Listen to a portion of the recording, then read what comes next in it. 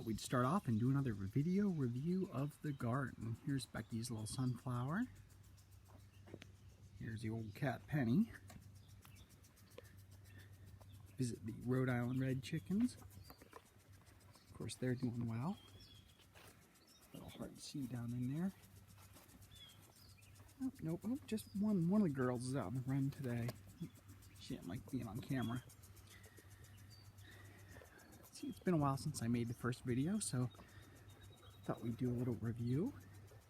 We'll start out here at the upper garden. You can see how fast everything's been growing. You see the rows of corn.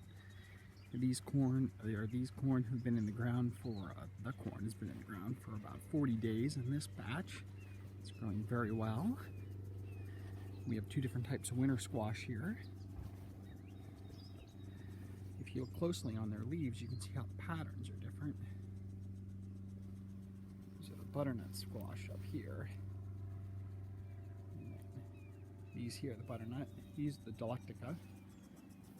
And this is a white variety of a sweet corn, similar to Silver Queen.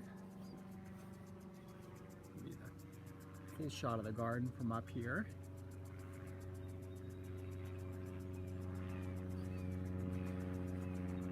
So, as we go down into the garden, we'll start off with the snap peas, the sugar snap peas. They're the first row, and they're a vining plant. And the sugar snap peas are vining up on the rope. Now they're kind of getting to the end of their life. They're a very early season crop. You can plant them around here. Some people even start them as early as St. Patrick's Day, so they can have an early crop, and then some people will pull them all out very shortly and plant their winter crops. The mulch has several purposes. It keeps the weeds down, keeps the ground cool, holds the moisture in, adds a lot of material to the soil, keeps the soil loose and loomy. Here we have our row of potatoes. This year they're all Yukon Gold, and they are some of the nicest potato plants I've ever had.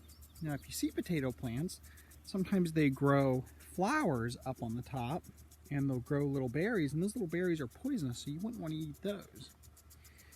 Here we have bush green beans, 3 different varieties. The rows look very close together now compared to earlier in the year when the plants were much smaller. Of course, there's some soybeans here in this next row that you see. There's some weeds mixed in there too.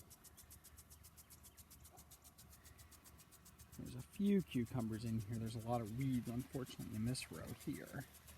But down in this row, like I said, there's a lot of weeds down in here. Right up there, there's some cucumbers right there. And then you have tomatoes. And then here there's several rows of tomatoes.